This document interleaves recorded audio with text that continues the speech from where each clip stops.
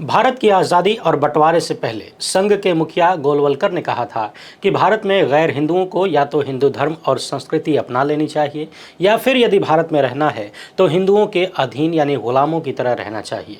किसी अधिकार और हक की मांग नहीं करनी चाहिए, यहाँ तक कि मूलभूत अधिकारों की भी इच्छा नहीं रखनी चाहिए। बाद में हमारे संविधान ने सबको बराबरी का अधिकार दिया, मगर ऐसा लगता है कि गोलवलकर को गुरुजी कहने वालों को जब सत्ता मिली है तो उन्होंने उस वक्त के आरएसएस चीफ का सपना पूरा करना शुरू कर दिया है। वैसे तो देश के ज़्यादातर हिस्सों में हाल वही है, मगर टॉप पर गुजरात मॉडल नजर आता है। जी हाँ, गुजरात मॉडल में एक मुस्लिम युवक के साथ वहाँ की पुलिस ने जैसी कथित बर्बरता की है, यकीन नहीं होता कि हम 21वीं सदी में जी रहे हैं और हमारे देश के प्रधानमंत्री विश्व गुरु बनाने का सपना बेचते हैं। वैसे एक बात और बता दें, इस मामले को लेकर जब परिवार वाले सुप्रीम कोर्ट पहुंचे तो सुप्रीम कोर्ट में चीफ जस्टिस बी.आर. गवई ने कह दिया कि तत्काल सुनवाई का टाइम नहीं है, अब तत्काल सुनवाई नहीं कर पाएंगे। सवाल यह है कि एक 17 साल का नाबालिग जिससे प्रताड़ित करते करते पुलिस वालों ने गुदाद्वार में डंडा ठूस दिया, आंखों की रोशनी चली गई, किडनी काम करना बंद कर दी, ये सारे आरोप लग रहे हैं। यदि उसके लिए भी सुप्रीम कोर्ट के पास तत्काल सुनवाई का समय नहीं है तो क्या कहा जाए। वैसे एक बात यहीं पर याद दिला दें आपको, चीफ जस्टिस बी.आर. गवई समेत सुप्रीम कोर्ट के सभी जज यानी 7 को छोड़कर और जस्टिस बी.वी. नागरत्ना को छोड़कर सारे जज गए हैं रणथंभौर राजस्थान 3 दिन की प्राइवेट ट्रिप पर, यानी परिवार के साथ समय बिताने, घूमने फिरने, जीवन का आनंद लेने और कुछ कथित चर्चा करने। कुछ मीडिया रिपोर्ट्स में पता चला है कि वहां जाकर न्यायपालिका को बेहतर बनाने के बारे में विचार विमर्श करेंगे। मगर सवाल यह है कि एक नाबालिग को मरता छोड़ जब देश की सबसे बड़ी अदालत के लगभग सभी जज घूमने फिरने निकल जाएंगे और आईसीयू में भर्ती नाबालिग से कह देंगे कि इंतजार करो, तुमको तारीख दे दी जाती है, तो क्या इससे देश की न्यायपालिका का भला होगा या देश का भला होगा? क्या लोगों का भरोसा बढ़ेगा? गुजरात की इस घटना को जरा ध्यान से देखिएगा और सुनिएगा, और गुजरात इस मामले में कैसे मास्टर बनता जा रहा है वो भी देखिएगा। उधर एसोसिएशन फॉर डेमोक्रेटिक रिफॉर्म्स ने भारत में राजनीति में परिवारवाद को लेकर एक रिपोर्ट जारी किया है और बताया है कि अभी कितने सांसद विधायक परिवारवाद से निकले हैं। इसे देखकर नेपाल वाले भी शर्मा जाएंगे। तथा ज्ञानेश कुमार के केंचुआ ने बिहार में लोगों को इतना काम का बोझ दे दिया है, सरकारी कर्मचारियों को, कि लोग काम के दबाव में अपनी जिंदगी गंवा रहे हैं, यानी जान चली जा रही है। इसके साथ ही बात करेंगे कि कैसे नेपाल की सरकार ने, जिसके खिलाफ नौजवान सड़क पर उतरे, उसने अपना सच छिपाने के लिए, भ्रष्टाचार को दबाने के लिए सोशल मीडिया पर बैन लगाया। आगे बढ़ने से पहले आप सभी से एक छोटी सी अपील है, पहली बार है तो चैनल को सब्सक्राइब करके घंटी बजा दीजिए टन से। हर एक वीडियो को लाइक और शेयर करना जरूरी होता है, तभी आपका चैनल मजबूत होगा। और हाँ, वीडियो को आखिर तक देखिएगा। हमारा काम पसंद आता हो तो इस QR कोड या फिर मोबाइल नंबर का प्रयोग करते हुए जो भी हो सके आर्थिक सहयोग भेजने का प्रयास जरूर करें। बहुत बहुत धन्यवाद। एक 17 साल का अनाथ लड़का जिसकी आंखों में अपनी बहन की शादी का सपना था और इस सपने को साकार करने के लिए वो हर रोज मजदूरी करने निकल जाता था, मगर गुजरात मॉडल का शिकार बन गया। 9 दिन के टॉर्चर में पुलिस ने उसे मार मार के अधमरा कर दिया, उसके मलद्वार में डंडा डाल दिया, किडनी डैमेज हो गई, मगर सुप्रीम कोर्ट के मिलार्ड्स इस पर तुरंत सुनवाई नहीं कर सके। आखिर मामला गुजरात का जो ठहरा। इस केस के लिए भी हुजूर लोगों को समय तय करना पड़ा है, तारीख देनी पड़ी, पर वो लड़का अपनी जिंदगी की जंग लड़ रहा है, इसलिए हम उसका नाम नहीं ले सकते, मगर गुजरात मॉडल का छिलका तो उतारना ही होगा, अन्यथा हजारों मासूम पुलिस की ज्यादती का शिकार ऐसे ही बनते रहेंगे, उसके बाद भी बनते रहेंगे। गुजरात के बोटाड का रहने वाला ये लड़का अपने परिवार का इकलौता सहारा था। 19 अगस्त 2025 को पुलिस ने सोना और कैश चुराने के शक में उसे उठा लिया। परिवार को 2 दिन तक पता ही नहीं चला कि उनका अकेला चिराग कहाँ गायब। और इस खोज में जब पुलिस थाने पहुंचे तो बोटाड टाउन पुलिस का जवाब था कि पूछताछ के लिए उठाया है, और ये पूछताछ 9 दिनों की अवैध कस्टडी में बदल गई। पुलिस ने न तो उसे 24 घंटे के भीतर मजिस्ट्रेट के सामने पेश किया और न ही जुवेनाइल जस्टिस बोर्ड के सामने ले जाना ठीक समझा और न ही मेडिकल कराया। और इन 9 दिनों में पुलिस ने जो बर्बरता की उससे बता पाना शब्दों की सीमा से बाहर है। 4 से 6 पुलिस वाले डी स्टाफ यूनिट के लोग उसे लाठियों से पीटते रहे, मलद्वार में डंडा डालकर सेक्सुअल असॉल्ट किया, उसकी बॉडी सूज गई, आंखों की रोशनी चली गई, मिर्गी के दौरे पड़ने लगे और उस बच्चे के शरीर ने कंट्रोल खो दिया। मगर गुजरात पुलिस की हैवानियत खत्म नहीं हुई। उस नाबालिग के घर पर रेड पड़ी और बहनों की शादी के लिए जुटाए 50,000 छीन लिए गए। परिवार ने जुवेनाइल जस्टिस बोर्ड में शिकायत की, सेक्सुअल अब्यूज का आरोप लगाया, लेकिन आरोप रिजेक्ट हो गया। कहा गया कि नाबालिग नहीं है। 17 साल का युवा नाबालिग नहीं माना जाएगा तो क्या माना जाएगा? गजब का मॉडल है भाई। जबकि जुवेनाइल जस्टिस एक्ट 2015 साफ साफ कहता है कि 18 साल से कम उम्र का कोई भी बच्चा नाबालिग माना जाएगा। इतना ही नहीं, पुलिस ने उस नाबालिग के दादा को भी उठा लिया और हिरासत में कथित रूप से टॉर्चर किया। बाद में 1 सितंबर को उसे छोड़ छोड़ दिया गया। इसी दिन 1 सितंबर को बच्चे के चाचा के पास फोन आया कि अपने भतीजे को बड़े शहर लेकर जाओ। फिर पीड़ित नाबालिग को अहमदाबाद के जायडस अस्पताल में आईसीयू में भर्ती कराया गया और आज वो बच्चा डायलिसिस पर अपनी जिंदगी की जंग लड़ रहा है। याद रखिए, जब बच्चे के चाचा ने कथित रूप से टॉक्सिकोलॉजी रिपोर्ट मांगी तो डॉक्टर्स ने देने से मना कर दिया। किसके दबाव में, ये मत पूछिएगा। जबकि नाबालिग आईसीयू में भर्ती है और इसी दौरान मजिस्ट्रेट के नाम पर उसके सिग्नेचर ले लिए गए। परिवार पर दबाव डाला गया और लिखवाया गया कि पीड़ित नाबालिग युवा बाइक से गिरा था। यह है असली गुजरात मॉडल। सवाल यह है कि अगर बाइक से गिरा तो किडनी क्यों फेल हुई, मलद्वार में डंडा कैसे पहुंच गया। सवाल यह भी है कि गुजरात पुलिस का ये टॉर्चर राज कब तक चलेगा, जहां मुस्लिम बच्चे चोरी के शक में उठा लिए जाएंगे और 9 दिनों तक तड़पाए जाएंगे। आखिर ये कब तक चलेगा। ये गुजरात पुलिस की नफरत नहीं तो क्या है। और आखिर गुजरात पुलिस को कब तक मुसलमानों के खिलाफ काम करने का आरोप झेलना पड़ेगा। लेकिन ये दर्द सिर्फ एक परिवार का भी नहीं है, पूरे समाज का नजर आता है। 5 सितंबर को माइनॉरिटी कोऑर्डिनेशन कमेटी ने गुजरात के डीजीपी को चिट्ठी लिखी। कन्वीनर मुजाहिद नफीस ने 2 टूक अपनी मांग रखी और कहा कि आरोपी पुलिस वालों को तुरंत सस्पेंड किया जाए, एफआईआर दर्ज हो, बोटाड थाने का सीसीटीवी फुटेज सुरक्षित किया जाए, पीड़ित का इंडिपेंडेंट मेडिकल टेस्ट हो और आरोपी अफसरों को जिले से बाहर ट्रांसफर किया जाए ताकि सबूतों से छेड़छाड़ न हो। लेकिन हुआ कुछ भी नहीं। याद कीजिए, 2023 में इसी बोटाड में एक मुस्लिम युवक को कस्टडी में पीट के मार डाला गया था।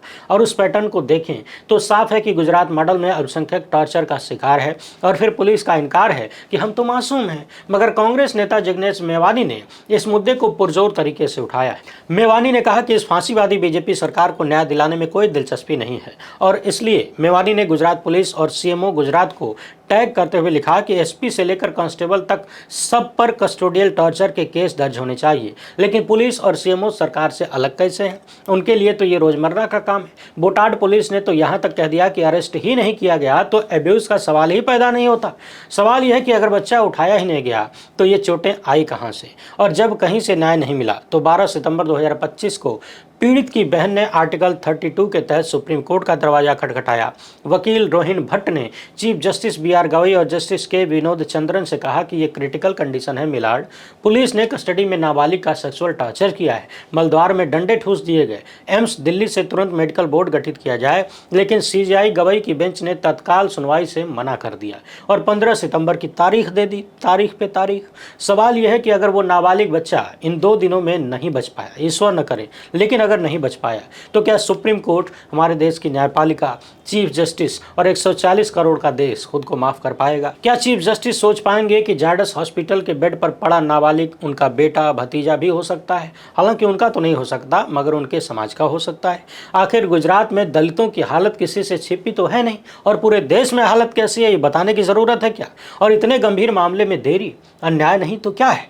कोर्ट में दायर याचिका में साफ तौर पर मांग की गई कि भारतीय न्याय संहिता 2023, पॉक्सो एक्ट और जेजे एक्ट के तहत एफआईआर हो, एसआईटी गठित हो, गुजरात कैडर से बाहर के अफसर जांच करें, सुप्रीम कोर्ट सुपरवाइज करे या सीबीआई जांच हो, बोटाड थाने का सीसीटीवी फुटेज सुरक्षित कर कोर्ट के रिकॉर्ड पर रखा जाए। साथ ही बोटाड और जायडस अस्पताल की मेडिकल रिपोर्ट तुरंत पेश की जाए और एम्स दिल्ली से मेडिकल बोर्ड गठित किया जाए। पीड़ित को मेडिकल मेंटल काउंसलिंग के साथ साथ फाइनेंशियल मदद की जाए, परिवार को एग्जाम्पलरी मुआवजा भी दिया जाए। सवाल यह है कि क्या ये मांगे गैर वाजिब हैं? मगर गुजरात पुलिस कह रही है कि अरेस्ट ही नहीं हुआ है, यानी पुलिस घटना से इनकार कर रही है।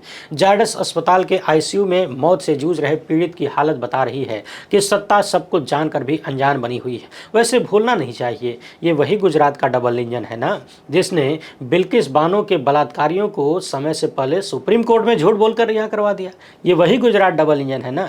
याद रखिए, पॉक्सो एक्ट 2012 का सेक्शन 7 कहता है कि कोई भी सेक्सुअल टच असॉल्ट है। सेक्शन 3 में लिखा है कि पेनेट्रेटिव असॉल्ट पर 10 साल की कैद है और सेक्शन 9 के मुताबिक अगर ये काम पुलिस अफसर करे तो सजा 20 साल से लेकर आजीवन कारावास तक है। यानी इस केस में कानून की सबसे सख्त धाराएं लगनी चाहिए थीं। मगर गुजरात में कस्टोडियल टॉर्चर का इतिहास है, कहिए कि बीमारी नहीं बल्कि पुरानी महामारी है। एनसीआरबी के डेटा के मुताबिक 2017 से 2022 के बीच गुजरात में 80 कस्टोडियल डेथ हुई है। एक बार फिर से सुनिए गुजरात मॉडल की हकीकत। 2017 से 2022 के बीच गुजरात में 80 कस्टोडियल डेथ हुई है। है, यानी पुलिस ने थानों में लोगों को मारा है। और 2023 में भी गुजरात देश भर में टॉप पर रहा है। मगर गुजरात तो आरएसएस और बीजेपी की प्रयोगशाला है। तो क्या यह सिर्फ पुलिस की क्रूरता है या फिर सत्ता की नफरती विचारधारा का हिस्सा है? गोलवलकर ने अपनी किताब वी और आवर नेशनहुड डिफाइंड में साफ साफ लिखा है कि विदेशी नस्लें या तो हिंदू संस्कृति में घुल मिल जाएं या फिर गुलाम बने। और मोदी ने गोलवलकर को अपना गुरु माना था। तो क्या गुजरात में गुरु जी का सिद्धांत लागू है? संविधान गया तेल लेने और मुसलमानों की नियति टॉर्चर और खामोशी बन गई है।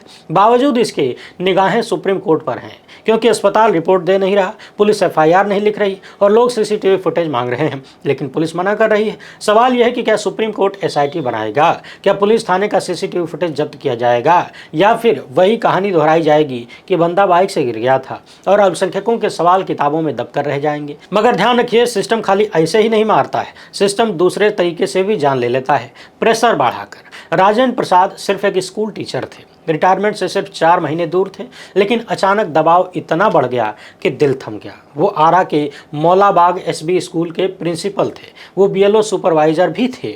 जिम्मेदारी मतदाता लिस्ट को शुद्ध करने की थी, लेकिन 27 अगस्त 2025 को 59 साल की उम्र में दिल का दौरा पड़ा और काम खत्म हो गया। ज्ञानेश कुमार के एसआईआर ने राजेंद्र प्रसाद की जान ले ली। परिवार ने कहा कि एसआईआर ने सब कुछ बर्बाद कर दिया। सवाल यह है कि ज्ञानेश कुमार राजेंद्र प्रसाद की मौत का हलफनामा देंगे क्या? क्योंकि बिहार में हजारों बीएलओ दिन रात जूझ रहे हैं, लेकिन कोई मदद नहीं। राजेंद्र प्रसाद के बेटे ने कहा कि 23 अगस्त को मैं परीक्षा देने बनारस गया था, पापा को लोकल डॉक्टर के पास ले गया, वहां कहा गया कि पटना आईजीआईएमएस में ले जाओ, मगर भीड़ ज्यादा थी। फिर प्राइवेट अस्पताल ले गए और फिर सीधे आईसीयू। वहां भी बड़े अफसरों के फोन आते थे, काम पर सवाल करते थे। उसके बाद पापा की तबीयत और बिगड़ने लगी। उनकी बड़ी बेटी दीपशिखा ने कहा कि अफसर पापा को धमकाते थे कि 5 मिनट में ऑफिस आओ नहीं तो नौकरी गई। पापा ने जवाब दिया कि काम तो कर रहा हूं ना, लेकिन डर के मारे चुप हो गए। अब आप समझिए कि पूर्व मुख्य चुनाव आयुक्त एसवाई कुरैशी क्यों कहते हैं कि जो काम 30 साल में हुआ उसे 30 दिन में करने की कोशिश हो रही है। तो कितने लोगों की हालत राजेंद्र प्रसाद जैसी होगी? और मीडिया के सवालों के जवाब में आरा सदर वीडियो रवि रंजन ने कह दिया कि मैंने कभी नहीं डांटा है, हेल्थ बताई होती तो काम न लिया होता। जिला शिक्षा अधिकारी मानवेंद्र को खबर ही नहीं है। और कई बीएलओ तो अपना नाम न बताने की शर्त पर कह रहे हैं कि 10 मिनट में मीटिंग बुला लेते हैं, बाढ़ में पहुंचो न पहुंचो तो डांट पड़ती है। राजेंद्र प्रसाद की मौत ने कई सवाल खड़े कर दिए हैं। क्या बिहार में ऐसे ही वोटर लिस्ट बन रही है? और बन रही है तो बीएलओ की जान की परवाह कौन करेगा? चाहे वो गुजरात का एक नाबालिग हो या बिहार का बीएलओ, जनता पिस रही है और बर्दाश्त कर रही है, क्योंकि भारत की जनता नेपाल की तरह सड़क पर नहीं उतर सकती। मगर सच्चाई नेपाल से अलग बिल्कुल नहीं है, हालात वही हैं बल्कि बद से बदतर है। और राजनीति में परिवारों का दबदबा बढ़ता जा रहा है। नेपाल में जेन जी ने इसलिए तो संसद फूंक डाली। याद रखिए कि वहां सरकारी गाड़ी से एक बच्ची का एक्सीडेंट हुआ तो केपी शर्मा ओली ने बेशर्मी की हदों को पार करते हुए कह दिया कि ये तो साधारण है। और नेपाल में लोग सड़कों पर उतर आए। उनकी शिकायत थी कि नेताओं के बच्चे आलीशान जिंदगी जी रहे हैं और उनकी जिंदगी फटेहाल है। नेपाली जेन जी ने इसे असमानता का प्रतीक माना। उनका कहना था कि सारी पार्टियां मिली हुई हैं जी और उनके ही परिवार देश चला रहे हैं। मगर भारत की कहानी इससे अलग नहीं है। जबकि यहाँ देखने में सब ठीक लगता है, चुनाव होते हैं, वोट पड़ते हैं, नेता चुनकर आते हैं, लेकिन सब ठीक नहीं है। और जनता जानती है कि अब सिटिंग एमपी, एमएलए और एमएलसी में से 21% या कहिए कि हर 5 में से एक नेता किसी राजनीतिक परिवार से आता है। यानी नेता का बेटा नेता ही बनेगा, ये बात सच साबित होने लगी। एसोसिएशन फॉर डेमोक्रेटिक रिफॉर्म्स की रिपोर्ट को माने तो लोकसभा में सबसे ज्यादा 31% लोग ऐसे हैं जो राजनीतिक परिवार से आते हैं लोकसभा में, जबकि राज्यों की विधानसभाओं में सबसे कम 20% लोग राजनीतिक परिवारों से आते हैं। कुल 5204 सिटिंग विधायकों में से 1107 राजनीतिक परिवार से हैं। सवाल यह है कि क्या ये वाकई जनता की पसंद है या परिवारों की विरासत, थोपे गए लोग? राज्यों के हिसाब से देखें तो उत्तर प्रदेश 23% के साथ टॉप पर है। तो उसके बाद राजस्थान में 18% लोग राजनीतिक परिवारों से हैं। दक्षिण में कर्नाटक और आंध्र प्रदेश टॉप पर हैं, यहाँ 29% और 34% लोग राजनीतिक परिवारों से आते हैं। बिहार में 27%, असम में 9%, लेकिन यूपी सबसे आगे है। उसके 604 सांसद, विधायक और विधान परिषदों में से 141 यानी 23% राजनीतिक परिवारों से हैं। महाराष्ट्र दूसरे नंबर पर है। राज्य के 403 में से 129 यानी 32% राजनीतिक परिवारों से हैं। बिहार के 360 में से 96 यानी 27%, कर्नाटक के 326 में से 94 यानी 29% और बड़े राज्यों में आंध्र प्रदेश चैंपियन है। यहाँ 255 में से 86% यानी 34% नेता पॉलिटिकल फैमिलीज से हैं। एडीआर की ये आंकड़े बताते हैं कि हिंदुस्तान की सियासत में परिवारवाद कितना हावी है, खास तौर पर राजनीतिक रूप से महत्वपूर्ण राज्यों में। मगर सवाल यह है कि परिवारवाद कब तक चलेगा और जनता को क्यों नहीं पता चलता कि उनके चुने हुए नेता असल में खानदानी हैं। सवाल यह है कि अगर इतने सारे नेता बाप के दम पर राजनीति कर रहे हैं तो नए चेहरे आएंगे कहां से, बदलाव होगा कहां से। मगर सबसे बड़ी बात है कि बोलने की भी मनाही है। कोई सवाल उठाता है तो बहस शुरू हो जाती है। यूपी में 23%, बिहार में 27%, जबकि 2014 और 2019 का लोकसभा चुनाव परिवारवाद के मुद्दे पर हुआ था। और वाकई में परिवारवाद खराब है तो संसद में कोई बिल क्यों नहीं आता है, क्योंकि महामानव ने परिवारवाद के मुद्दे पर विरोधियों को गरियाने में कोई कोर कसर नहीं छोड़ी थी। लेकिन अब सब ठीक है, परिवारवाद को लोकतंत्र का चोला पहना दिया गया है। सवाल यह है कि क्या ये साजिश नहीं है कि नए लोगों को साइडलाइन कर दो और परिवार वालों को सत्ता सौंप दो। मगर सवाल ये भी है कि कहीं ऐसा न हो कि एक दिन देश की जनता यानी भारत की जनता भी नेपो किड पर सवाल करने लगे और पूछे कि हम 5 किलो राशन पर क्यों जिए और आपका बेटवा लंदन में मलाई क्यों चापे। क्योंकि जिन लोगों ने काठमांडू में सत्ता परिवर्तन किया वो वही लोग हैं जो सड़कों पर बवाल कर रहे थे, संसद के आगे डांस करते हुए रील बना रहे थे, सोशल मीडिया बैन के खिलाफ बगावत कर रहे थे। ये कोई छोटा मोटा प्रदर्शन नहीं था, बल्कि नेपाल में दशकों का सबसे बड़ा युवा आंदोलन कह सकते हैं जो सत्ता को ललकार रहा था। द हिंदू बिजनेस लाइन की माने तो नेपाल की 29.6 मिलियन यानी लगभग 3 करोड़ की आबादी में 16.5 मिलियन यानी 1.5 करोड़ से ज़्यादा इंटरनेट यूज़र है, यानी 55.8% का पेनिट्रेशन है। सोशल मीडिया पर 14.3 मिलियन एक्टिव यूज़र हैं, यानी 48.1%। फेसबुक पर सबसे ज़्यादा 14.3 मिलियन यूज़र हैं, जो नेपाल के कुल इंटरनेट यूज़र्स का 86% होता है। इसके बाद मैसेंजर पर 10 मिलियन से ज़्यादा यानी 11 मिलियन के आसपास, इंस्टाग्राम पर लगभग 4 मिलियन, लिंक्डइन पर 2 मिलियन और एक्स पर 3 लाख से ज़्यादा। सवाल यह है कि जब फेसबुक और इंस्टाग्राम नेपाली युवाओं की ज़िंदगी का हिस्सा है जैसे हमारे यहाँ है, तो ओली सरकार ने इन्हें क्यों बैन किया? क्या ये बैन सिर्फ फेक न्यूज़ को रोकने का बहाना था या नेताओं के बच्चों की लग्जरी लाइफ को छुपाने की चाल? क्योंकि उन्हें पता था कि नेपो किड्स ट्रेंड जनता को भड़का रहा है। नेताओं के बच्चों की तस्वीरें, महंगी कारें, विदेशी छुट्टियाँ, चमचमाते गैजेट्स सब वायरल हो गए और नेपाल से जो कहानी निकली है अब उस तरह की वीडियो भारत को लेकर भी सामने आ रहे हैं। भाजपा नेताओं के बच्चों की आलीशान जिंदगी और बिहार में नौकरी के लिए लाठी खाते युवाओं का वीडियो वायरल होने लगा है। और नेपाल सरकार ने फेसबुक, इंस्टाग्राम सहित 24 प्लेटफॉर्म पर बैन लगाया तो नौजवान भड़क उठे। कहा गया कि फेक न्यूज़ और हेट स्पीच को रोकना है, लेकिन 14 मिलियन से ज़्यादा लोग फेसबुक पर हैं और 3 मिलियन से ज़्यादा लोग इंस्टाग्राम पर हैं, तो बैन का मतलब है कि आधी आबादी की आवाज़ को दबाना। ऐसे में लोग सड़कों पर उतर आए, सोशल मीडिया से पाबंदी हटाओ, भ्रष्टाचार बंद करो, नहीं कुर्सी छोड़ो जैसे नारे उछलने लगे। और सोशल मीडिया नेपाल में सिर्फ मनोरंजन नहीं बल्कि विद्रोह का हथियार बन गया। जेन जी ने उसी प्लेटफॉर्म को हथियार बनाया जिसे सरकार ने बैन करने की कोशिश की। सवाल यह है कि जब नेपाल में बेरोजगारी दर 10.7% है और 30 लाख से ज्यादा लोग मलेशिया और खाड़ी देशों में पसीना बहा रहे हैं, तो नेताओं के बच्चे ऐशो आराम में कैसे डूबे? क्या यह भ्रष्टाचार का खुला सबूत नहीं है? UK research and innovation study के मुताबिक पलायन नेपाल की जीवन रेखा है, लेकिन नेपाली लोगों को नेपाल में नौकरी नहीं मिलती है, इसलिए युवाओं में बेरोजगारी 20% से ज्यादा भी बताई जाती है। सच्चाई तो यह है कि नेपाल की बदहाली ने तख्ता पलट करवा दिया और सोशल मीडिया बैन ने आग में घी का काम किया, क्योंकि बहुत सारे युवा फ्रीलांसिंग, इंस्टाग्राम, इन्फ्लुएंसिंग और ऑनलाइन बिजनेस से कमाते हैं। बैन ने उनकी रोजी रोटी छीन ली है। ध्यान रहे कि आज की तारीख में किसी भी देश में सोशल मीडिया केवल एंटरटेनमेंट का अड्डा नहीं है बल्कि बहुतों की जिंदगी का सहारा भी है। और नेपाल का मीडिया भी चुप्पी साधे बैठा रहा इन सब बैन पर। 2025 के प्रेस फ्रीडम इंडेक्स में नेपाल 90वें स्थान पर खिसक गया है। सवाल यह कि जब पत्रकारों की जुबान पर ताला लग गया हो तो जनता की आवाज कौन उठाएगा? नेपाल में सोशल मीडिया ने वो काम किया जो पारंपरिक मीडिया नहीं कर सका।